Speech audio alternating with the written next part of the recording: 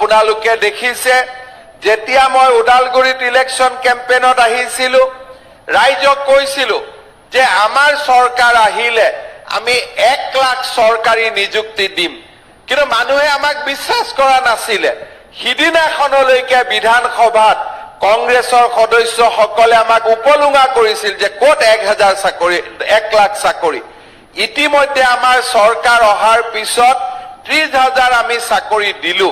সেপ্টেম্বৰ মাহত 5টা কমান্ডো বেটালিয়নকে ধৰি আমি আৰু 10,000 চাকৰি আমাৰ নিবনুৱা লৰা ছোৱালী সকলৰ কাৰণে আমি আগবঢ়াম তাৰ সমান্তৰালভাৱে যোৱা ৰবিবাৰ আৰু তাৰ আগৰ ৰবিবাৰে যি গ্ৰেড 3 আৰু গ্ৰেড 4 পৰীক্ষা হৈ গল তাৰ জৰিয়তে আমি প্ৰায় 30,000 ডেকা লৰা ছোৱালীক আমি চাকৰি দিম আগতে চাকৰি পাবৰ কাৰণে 10 লাখ 20 লাখ টকা ঘোষ দিব লাগিছিল এতিয়া আটাইতকৈ দুখীয়া ঘৰৰ লৰা কৃষকৰ লৰা ঠেলা চালকৰ লৰা ৰিক্সা চালকৰ লৰা গাঁৱৰ ভিতৰৰ লৰাই আজি চৰকাৰী চাকৰি পাইছে কেইদিনমান আগতে পুলিচৰ চাকৰি হৈছিল মই টিভিত দেখিছো দেউতাকে পকৰি বিক্ৰী কৰিছিল বজাৰত এতিয়া তেওঁ তিনিজন লৰাই একে কুবতে পুলিচৰ চাকৰি পাইছে সেইকাৰণে মই আমাৰ ৰাইজক আহ্বান জনাম যে সেপ্টেম্বৰ মাহত 5টা কমান্ডো বেটালিয়নকে ধৰি আমি আৰু 10,000 চাকৰি আমাৰ নিবনুৱা লৰা ছোৱালী সকলৰ কাৰণে আমি আগবঢ়াম তাৰ সমান্তৰালভাৱে যোৱা ৰবিবাৰ আৰু তাৰ আগৰ ৰবিবাৰে যি গ্ৰেড 3 আৰু গ্ৰেড 4 পৰীক্ষা হৈ গল তাৰ জৰিয়তে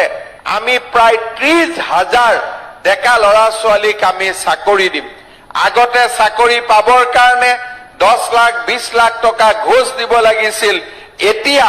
আটাইতকৈ দুখীয়া ঘৰৰ লৰা কৃষকৰ লৰা ঠেলা চালকৰ লৰা ৰিক্সা চালকৰ লৰা গাঁৱৰ ভিতৰৰ লৰাই আজি চৰকাৰী চাকৰি পাইছে কেইদিনমান আগতে পুলিচৰ চাকৰি হৈছিল